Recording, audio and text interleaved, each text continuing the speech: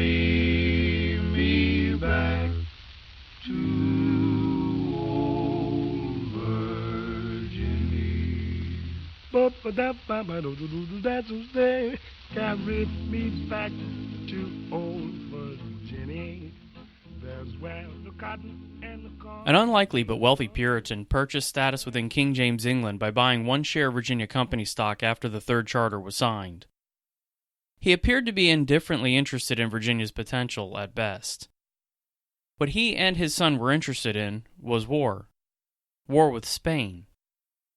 Sir Robert Rich, the first Earl of Warwick, and his son, also named Robert, viewed Virginia in exactly the same manner that the Spanish ambassador Pedro Zuniga had feared.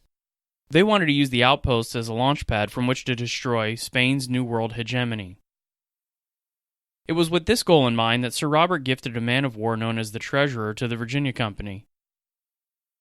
The man Sir Robert chose to captain his belligerent present was Samuel Argall, the same seafarer who had been redefining English colonial maps and sailing routes, while also serving short stints in Virginia.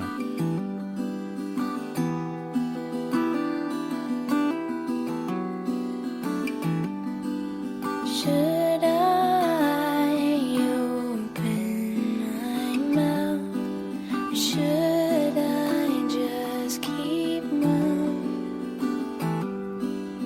Will you bite back at me? Where did those words come from? From what we know of Samuel Argall's youth, he was seen to be a soldier from early on in his education. Once he came of age, he put his childhood reputation to the test by fighting the Spanish in the Netherlands, where he distinguished himself quite well.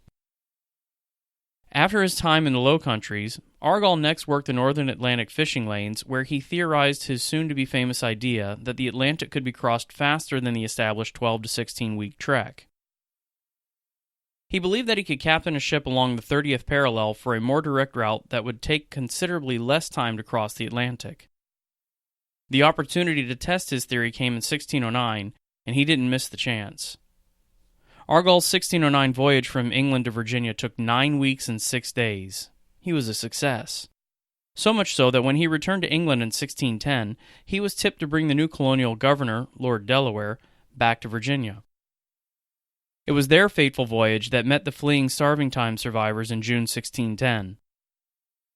Had Argall's theory proven to be false in 1609, it is certain that Gates would have successfully abandoned Jamestown in 1610. It would be up to Argall once again to save the colony soon after Delaware's June 1610 arrival. He was to accompany George Somers on the resupply mission to Bermuda, but severe storms blew Argall off course. He wound up at Cape Cod, where he fished before returning to destroy Owarascoiac village in September 1610. Argall then turned diplomat soon thereafter as he was sent northward into the Chesapeake Bay. The hope was that the English could find natives who were not allied with the Powhatan Confederation. He did find such a tribe when Argall met Iopassus of the Potomacs. Once trade was established, Argall returned to Jamestown and was next tasked with taking the extremely ill Lord Delaware home to England on the fateful March 1611 journey that had so frustrated the Virginia Company. The stage was now set. Enter Sir Robert Rich. The Riches rose to power under Henry VIII and were greatly established in the English court by the time King James acceded to the throne. In fact, Rich's son Robert, the second Earl of Warwick, was knighted by King James during the King's July coronation. Both father and son had extensive dealings on the continent and overseas, but their work was based upon privateering, not colonization. Their actions were based more upon religious grounds than economic ideals, because the Riches were staunch Puritans, who viewed the Spanish with a healthy fear. Therefore, their mindset was more in tune with the religious warring ideals that plagued the European continent. That being the case, the best way they believed to hinder Catholicism was to destroy the strongest Catholic family of the time, the Habsburgs. And the best way to do that was to crush the New World ventures that pumped so much gold into Spain. So, when the Virginia Company needed help, the Riches came eagerly. But they came eager to destroy, not to build wealth per se, thus their relatively small monetary investment and their large military gift. The Riches provisioned the treasurer along military lines, and the crew was made up of 62 men who were intended to be soldiers rather than settlers. With the arrangements completed, Argall set sail on July 23, 1612, and arrived off of Point Comfort on September 17th. Argall was surprised to find the colony in as good a shape as it was upon his return. Thomas Gates had been making improvements at Jamestown, while Thomas Dale continued to advance the newly formed Henrico, seemingly with much success. Diego Molina and Francis Lembry were still in captivity a year after their capture, which only helped to bolster the Riches' saber-rattling. But the draconian legal code imposed by Gates and Dale sapped what life might have been had in the colony. In fact, one of the laws demanded death for those making too much noise, so there was no excitement to be had upon Argall's arrival. Or at least no one could show it. But certainly no one did. No matter, this was not a resupply mission anyway. Argall only brought more mouths to feed as well as men to impose the so-called laws divine, moral, and martial. Sure, the laws were deemed, quote, cruel, unusual punishments by Ralph Haymore, but the leadership saw no other way to ensure success. But how did one measure success? Could it be measured by the work being seen in Henrico? Certainly structures were being built, but the men who were to inhabit those new dwellings continued to flee the English colony in exchange for a potential life or death with the Indians. Others undertook stealing, were usually caught, and then punished to death. And still others succumbed to the many potential illnesses that so often plagued the colony. Successful? Hardly. What Argall and those in leadership saw of 1612 Virginia was an illusion. But there was one other avenue for success. Some in the Virginia Company were truly devout in their evangelistic aims. These men really did want to bring Christ to the Indians, and Henrico had one of the colony's most notable theologians, the Cambridge-trained 27-year-old Alexander Whitaker. It's been so many years, I can't see through your brick wall. Can you see? Whitaker's classical European education was seriously put to the test in Virginia. He wanted to establish a lively Protestant-styled Anglican church in the colony that had as its goal a missionary-styled evangelism only nominally claimed by the Virginia Company. Whitaker was not nominal. He wanted to actually evangelize, and his desire to do so would bring him into contact with a quite important Powhatan Indian of the period. Whitaker set about his work immediately after arriving in what would become Henrico. He staked a claim on a glebe, or a 100-acre plot of land, upon which he'd build a chapel and his home, that he named Rock Hall. Whitaker wasn't entirely the bookish type. He certainly was intelligent, but he also wanted to work, and attempted to raise his own crops both to try it himself and to lead by example, because he was not impressed by the colonists inhabiting Henrico. He believed that they were too lazy and idle in much the same way as the other colonial leaders believed the settlers to have been. When they fell ill, it was because of their indolence and sinfulness. He even stated that he marveled that God didn't just sweep them away in a letter to his friend William Crashaw. Overall, there might have been slight gains to boast by 1612, but no one boasted. They'd be put to death according to the law. But realistically, no one boasted because there was nothing to boast. Not yet, at least, and men like Dale and Gates knew it. They were actively looking for something to acquit their names in front of the Virginia Company. So, how did men like Dale, Gates, Whitaker, and Argall affect the change in outcome that they were looking for? Argall had one mission after returning to Virginia: establish trade with those previously contacted Potomac Indians. He and his men made the necessary ship repairs, stocked them with goods, and set sail to trade, but only after they accompanied Dale on a few village raids.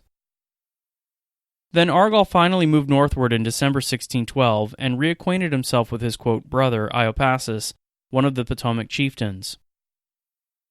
Iopacis was genuinely excited to see his English friend, and supplied Argall with more than 1,000 bushels of corn, 700 of which were stored in Jamestown's common storehouse. By March 1613, Argall had to return to the Potomacs for more food.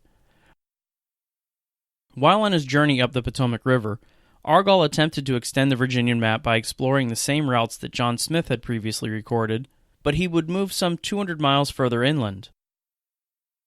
Along the way, his Indian guides introduced him to many wonders, such as hunting bison, which proved to be easy to kill and full of good and wholesome meat.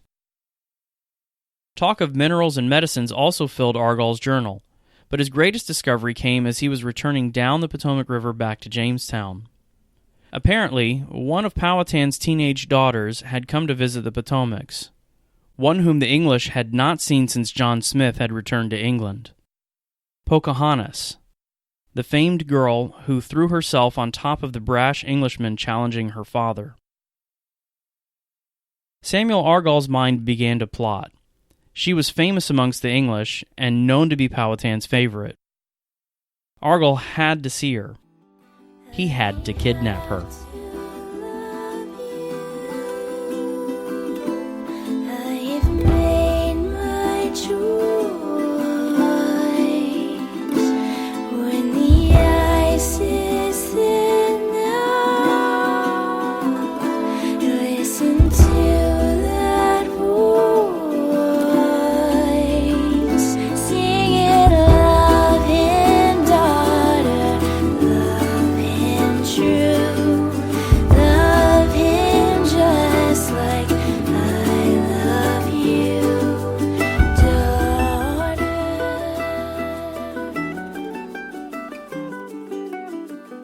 He sailed the Treasurer to Passapatanzee, where Pocahontas was rumored to be, and Iopacis happily boarded Argall's ship.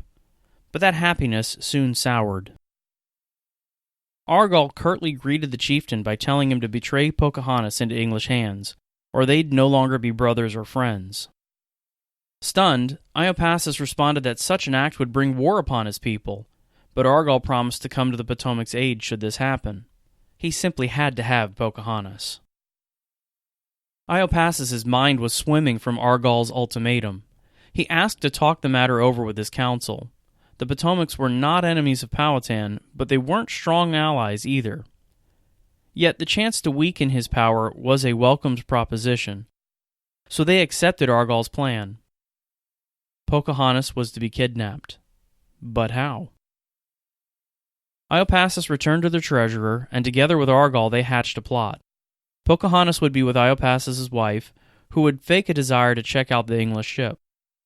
Iopacis was to deny his wife the opportunity, at which point she would break out into sobs and beg Pocahontas for her help against her husband's false command. Iopacis would then relent under the pressure of both women and give in to them by allowing them to tour the treasurer. Thus, Pocahontas stepped into the trap. Once aboard, the Indian party was treated to a feast and a tour. Then they were all invited to spend the night aboard the ship, during which time Iopacis was rewarded for his part in the scheme. His betrayal price wasn't 30 pieces of silver. No, it was less. A small copper kettle along with various lesser trinkets. The captured Pocahontas arose early the next morning out of fear. She couldn't find her Indian companions who fled during the night. She asked to be freely returned to Passapatanzee, but Argall responded by telling her that she'd only be returned after her father delivered 8 Englishmen, as well as the many weapons and tools that the Indians had stolen over the years. William Strachey's account essentially states that the approximately 15-year-old girl snapped and had to be calmed through many words and importunities. Argall's devious plan on April 13, 1613, set into motion the single greatest action to help the colony to date. When Argall arrived at Jamestown with his captive, Gates immediately praised his officer and sent a messenger with the bad news to Powhatan, along with the ultimatum given at first to Pocahontas aboard the Treasurer. But Powhatan would not negotiate with the English. He understood that his position, one formerly of strength over the last few years, was now in jeopardy. Negotiating would give the English the advantage. But after he listened to his counsel for 3 months, he finally agreed to submit to the English demands. However, Powhatan did not fully submit. He offered 7 of the requested men, who were then given broken weapons in their hands. He further stated that the English would get 500 bushels of corn and the rest of the weapons, apparently also broken, when Pocahontas was returned to him. Gates and Dale did not accept Powhatan's actions and refused his updated terms. They then broke off talks by saying that it would be now entirely up to the great chieftain to establish the time and place to talk peace. In other words, if war continued, it was his fault. Powhatan attempted to call their bluff and wouldn't meet with the English for another year. He thought his silence would aid in maintaining his control over the English and his confederacy. He was wrong. And in the process, he would ensure that he never again saw his beloved daughter. Pocahontas was transported from Jamestown to Henrico, where the young princess, apparent newlywed, as well as potential new mother, was introduced to Alexander Whitaker. According to the English record, Whitaker taught his young captive the Christian religion as well as the English ways. She seemingly proved to be an inquisitive and able student, as she soon became comfortable with her captors. As time went on, and she remained a prisoner, she apparently forsook the former life she had once known, a hard life for women, as it seems, and converted to Christianity. A great victory, perhaps the greatest up to that time, had been won. A, quote, savage had been won to Christ, and not just any savage, the daughter of the great chieftain, the famous Pocahontas. But there is one further twist in the story. During the year of her captivity, Pocahontas fell in love with an Englishman 12 years her senior. She fell in love with the smitten Bermuda survivor, tobacco entrepreneur, widower, John Rolfe. One harsh word from my red lips will make you feel so small. How could I know what I said wasn't what you heard at all? He was afraid that his desire was impermissible, or even potentially ungodly. He shared some of his concerns with Thomas Dale, after which Rolfe decided to compel Pocahontas into the faith. He succeeded. Rolfe then asked Dale for permission to marry Pocahontas, which Dale granted after he tried to force Powhatan's hand one more time. Dale loaded 150 men aboard Argall's ship and sailed up the York River. Pocahontas and Rolfe were also aboard the very same boat that was used to kidnap the princess. This time, however, she was calm, even if her English hosts were not. Dale tried to use Pocahontas one more time in his effort to have his previous demands met, but the proceedings deteriorated. Powhatan's men began their mission to deliver the promised corn to Jamestown, but along the way the Indians bragged about their previous exploits against the English. Dale's men did not take kindly to their bragging, and shot back with equally braggadocious comments. Hiding Powhatan warriors then unleashed a strong arrow broadside that instigated the brutal response to come. Dale's men came ashore and burned 40 houses to the ground before taking what little was left and returning to sail upriver. Another group of Powhatan soldiers encountered the English on the next day and demanded an explanation as to why Dale's men attacked. The English response prompted a truce long enough for a message to be sent to and from Powhatan, in which the English restated their demands and Powhatan responded with an empty promise. But the journey was still not complete. As both sides stood toe-to-toe in a tense standoff, Dale brought Pocahontas into the mix. Her presence calmed the Indian warriors, as their leaders, her brothers, were excited to see their little sister. Those brothers accompanied 2 Englishmen, one of whom was Rolfe, to meet with Powhatan, but the great chieftain would not grant a meeting.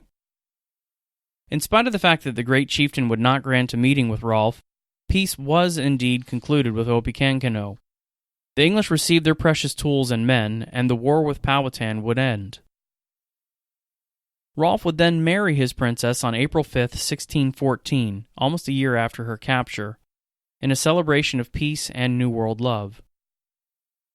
Before the English ceremony would take place, however, Pocahontas, also known more intimately as Matoka, was baptized and received yet another name, an English one, Rebecca, because her story was quite similar to that of the biblical Rebecca from Genesis. Finally, as the marriage took place, she also took on one more additional name, Rolfe. Thus, Pocahontas, that most famous of Indian daughters, became Rebecca Rolfe. When the riches set out to use their ship as a tool against Spain, they didn't know at the time that it'd be used instead to kidnap a princess, end a war, and bring about a marriage. But that's exactly what their involvement in Virginia did. And for that, a new era in Virginia dawned. An era finally marked with growth and prosperity. I have to love you. I've made my choice. When the ice is thin now, listen to that voice singing, love him, daughter, love him true, love him just like I love you, daughter.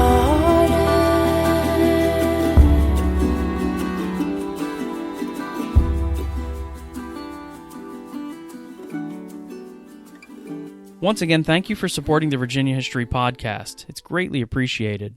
Please continue to spread the word and help this small colony to continue growing. Start by following us on your favorite podcast provider, like us on Facebook, and keep visiting the website. Sharing this and other episodes is the best way to expand the community. Another way to greatly aid the podcast is by providing feedback on iTunes.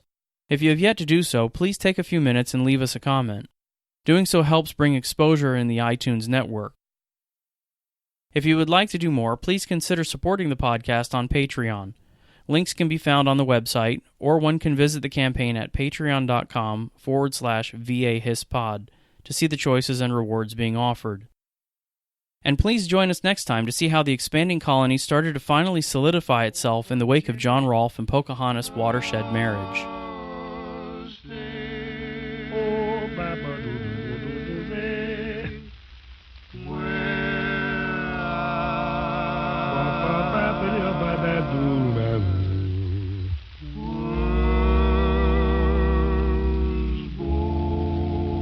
Ba do do ba do des bi di do do ze ba ze.